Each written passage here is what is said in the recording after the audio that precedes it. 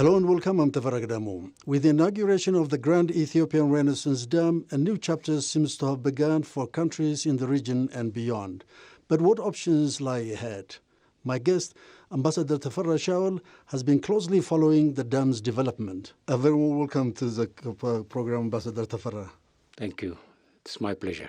So, as someone who has followed Ethiopia's diplomatic journey very, very closely over the years, how do you view the inauguration of the Great Ethiopian Renaissance Dam, particularly in light of its history and politics?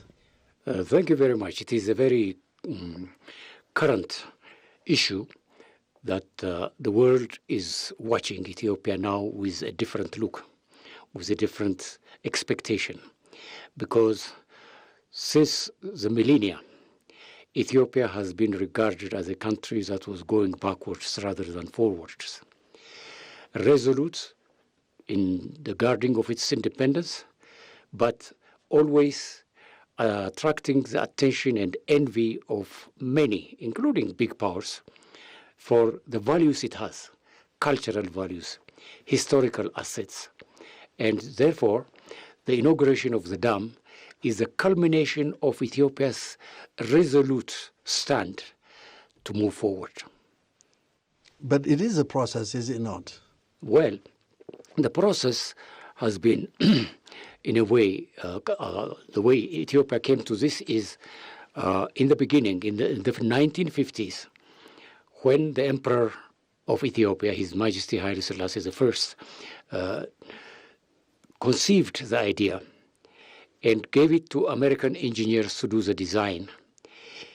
He was wise enough not to antagonize left and right. And therefore he said, this is a good design, but we will not get the money. And to get the money, we have to have a good standing with the powers that be, the World Bank, the United States government, the Europeans, and China at that time was not that much developed, but he could have also looked at the Chinese and the Russians. So when Nasser started to build the dam, the Americans were approached by Egypt to finance it. But the Americans refused because then, at that time, they thought they were the only ones that could build such a huge dam as the Aswan Dam. And so the Russians stepped in, number one, to get a foothold in the Arab world, in their geopolitical game, and number two, to also express solidarity with the developing countries. So they built that dam, it was inaugurated, and Egypt, having asserted its right to the Suez Canal, which was built in the 1800s by the French and administered by the British, was already nationalized by Nasser. And now they have the Aswan Dam. So their development in technology, in electro industry, and in many other areas was speeded up. So this is the process what Egypt went through. Now, in our case also, we had tried to start the Tanabeles project, which was built and then destroyed by internal conflicts, not generated by Ethiopia itself, but internal conflict that was generated as a result of Egyptian desire to keep its hegemony over the eastern and northeastern Africa. Because Ethiopia having a dam means, number one, the water will be used properly. Number two, the Ethiopians will advance to another stage of development. And number three, they would lose their control of the Sudan. The Sudan has always been subservient to Egypt. You know, they were administered as Anglo-Egyptian condominium.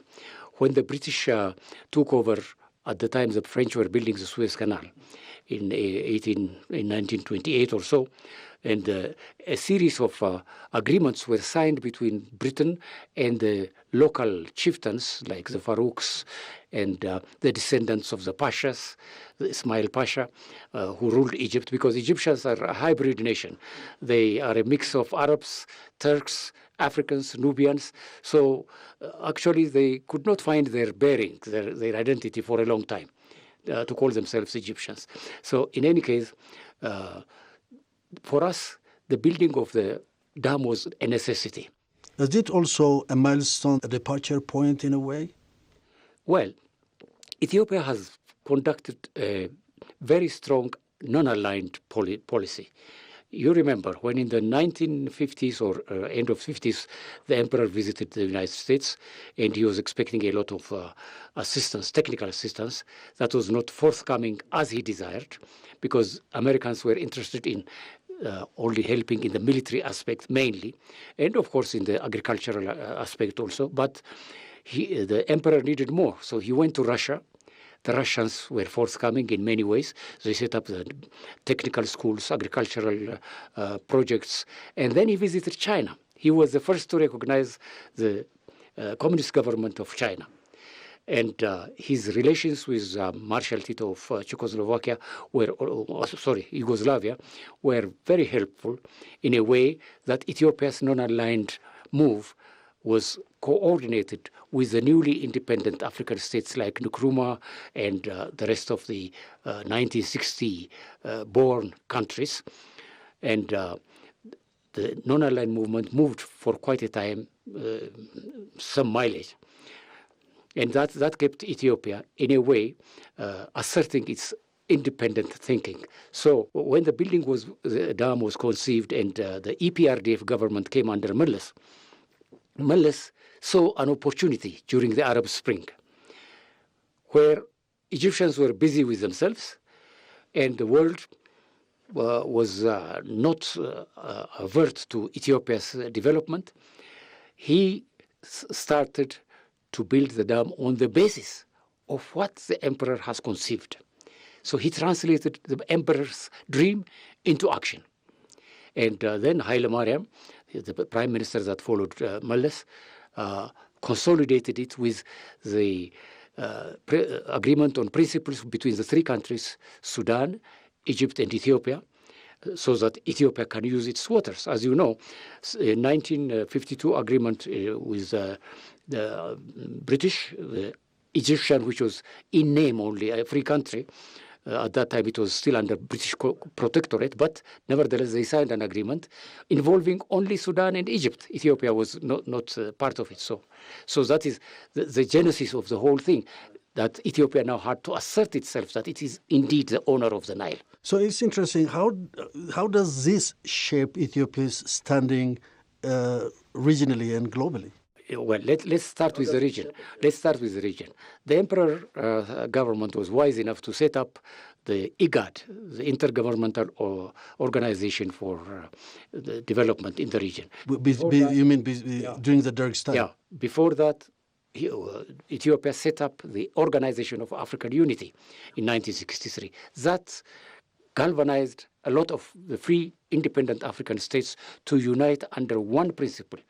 Number one, total liberation of Africa. Number two, non-alignment. Number three, development in science, technology, and other economic infrastructure. So Ethiopia has been the engine of Africa's development, I should say, because it was an example.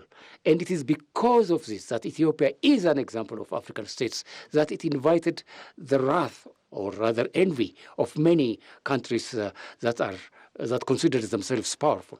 Now, Egypt considers itself now a powerful country. It is not. Times have changed.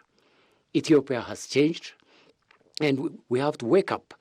Instead of belaboring on colonial treaties, which did not involve Ethiopia, the owner of the source of the Nile, the best way would be to work together. And that's why the Prime Minister of Meles and his successors, Haile Mariam and Dr. Abiy, have been arguing or pleading for cooperative framework with Egypt and the Nile River Basin states.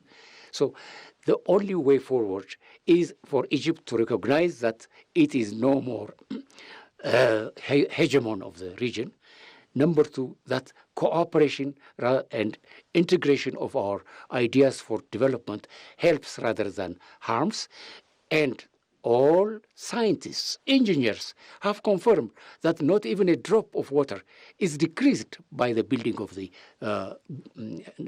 Grand Renaissance Dam.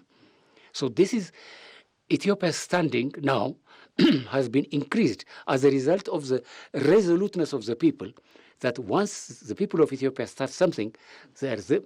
But the tensions continue, right? It will continue. It will continue. For how long? It will continue as long as anything. I mean, since the pharaohs, we have been dealing with the Egyptians. So it could invite the labor of the next generation of leaders. So, yeah, along that line, like, how do you characterize Ethiopia's diplomatic approach in navigating those tensions? Very good. See, number one, there was an attempt made by the United States during the first era of President Trump's administration to side with Egypt and to conclude an agreement on the use and operation of the Nile. Because the building of the dam has begun, you can't reverse it. And if, not so well-informed individuals suggested that someone should bomb the dam, then Cairo, Aswan, and Alexandria would be history, because the dam is holding a lot of water now. And so the best is for all of us to have a win-win situation. Ownership is Ethiopia's. Development, we can negotiate how to share the water. Has Ethiopia effectively communicated that? It did. A fair share of the waters of the Nile? At many occasions. Ethiopia has always approached the issue with positive outlook and with generous feeling of brotherhood, to share what we have, to develop. I remember when General Bashir al-Bashir of Sudan was in power, he even was so supportive that he had been coming to Bahar Dar to see so many things, and he was positive. But you see, the problem is Egypt still thinks Sudan is its territory, and the Sudanese have to be liberated from the bondage of colonial thinking vis-a-vis Egypt. They are not. They are free people, and any war, internal war that goes on in Egypt, in Sudan, is only engineered by Egyptian intelligence. Really? Yes, it is. It is, because anything that is not amenable to Egyptian whims is not accepted in Cairo. They need a government that is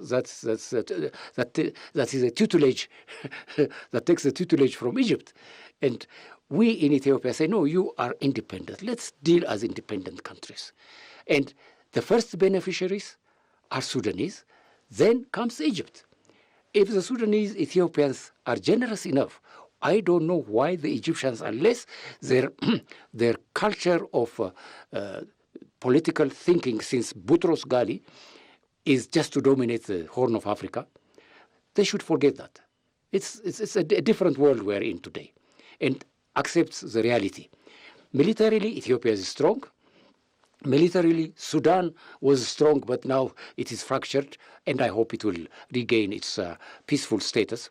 And Egypt, although it has a great army, it has never won any war, even against Ethiopia. So several foreign actors have been involved over the years in regards to the construction of the Grand Ethiopian Renaissance Dam. Why was that so, you think? Because we had the Europeans, we had the Americans, we had the Arabs, including regional blocs and organizations within the continent. Yes. See, the problem is when Egypt set up the Arab League, it was precisely an Egyptian league, not an Arab league. It's controlled by Egypt. So Egypt... Although it's controlled by, although Egypt has an influence, it's not a unified bloc in a way. Egypt is a very good political market. When the Israelis and Egyptian and Arab conflicts were at their height, Egypt acted as an intermediary between the West and the Arabs. So that was a market for it. Then the regional blocs, IGAD is clear, African Union is clear on the issue of Ethiopia's sovereignty over the Nile. in Abai, I should say. Nile, the Blue Nile is what we own.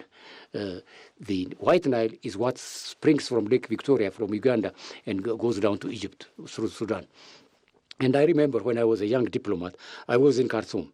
The Egyptians had a colony, which they call colony, in south of Khartoum, where Egyptian engineers are there to control the flow of water. That's exactly what they want to do with Ethiopia. No, Ethiopia is not for sale. Ethiopia is not to control. So there is no African nation today, in the Horn of Africa particularly, that is prepared to take any dictation from Egypt. You see, we have seen how the Somali president, Mahmoud Sheikh Hassan Sheikh, was viewed as someone who was vacillating between support and non-support for Ethiopia and allegiance to Egypt. No. He proved that Somalia is an independent thinking country, and he came and inaugurated the dam with us. And that is a plus. So that did Djibouti. So the Horn of Africa can never be controlled by any big power. Although they want to be involved. They want to be involved. But involved for mutual development, yes. But not for controlling us. So administering the dam is our business. It's our dam. It's our water. What lessons can Ethiopia draw from the way the negotiations were handled? Well, you see, at various times, negotiators change. And it depends on the kind of negotiations you do. In a refined way, in an educated way, you can do that. But Ethiopian negotiators have been consistent. The best lawyers regarding transboundary rivers have been deployed for the negotiations. And the prime ministers all throughout Ethiopian history have stood to guard Ethiopia's rights, and that they have done in very different ways. I remember when Meles went to Cairo, Haile Mariam went to Cairo, and Dr. Abiy went to Cairo. They assured them that Ethiopia will never do anything to harm Egypt or the lower riparian countries. So the problem is Egypt's, because it cannot divest itself from its old thinking. It is never a hegemon. There is a lot for us to cooperate on. There is a lot to gain in terms of development and share. Now look, at the moment, Kenya is getting electricity from Ethiopia. Sudan is getting electricity from Djibouti is getting. Tanzania, the lines have already been built. And several other dams could be built on other rivers that don't go to the Nile, because we have many rivers in Ethiopia. And these countries are prepared to go along with Ethiopia for common development. Interesting. So now that this dam is completed and active and up and running, what do you think are the next steps diplomatically? Because the controversy is not over. Well, now the next steps should be economic diplomacy. That means to convince, or rather to convince Egyptians to put away their old fears of Ethiopia and then involve themselves in common development. They can open factories with us. They can develop their cities with us. They get the water in accordance with the dictates of scientific operations.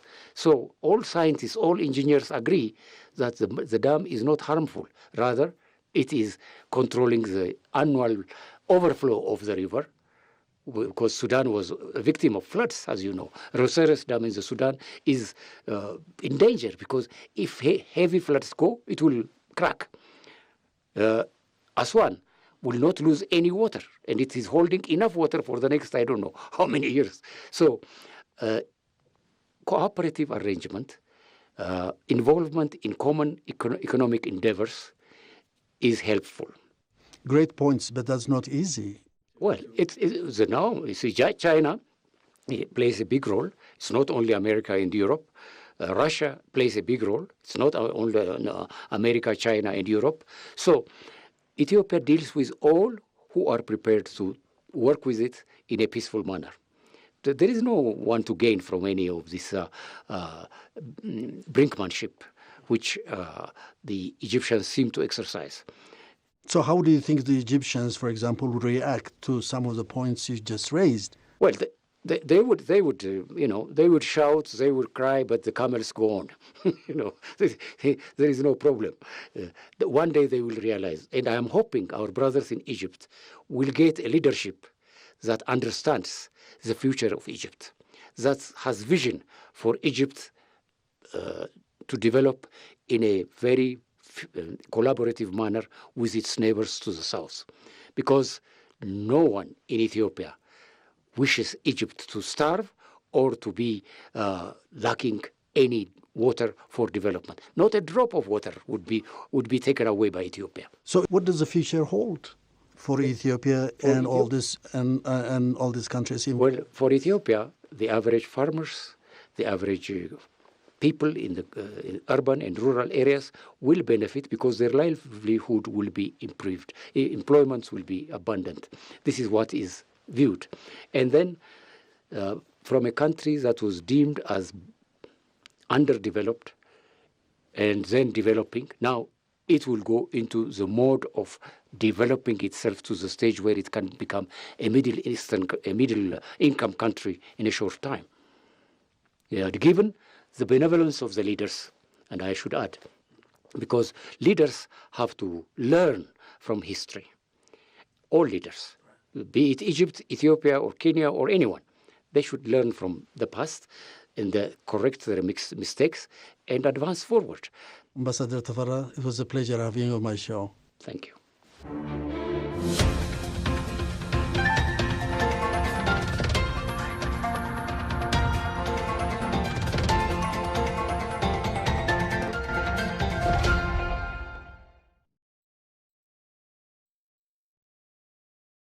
The Grand Ethiopian Renaissance Dam is not merely a national project.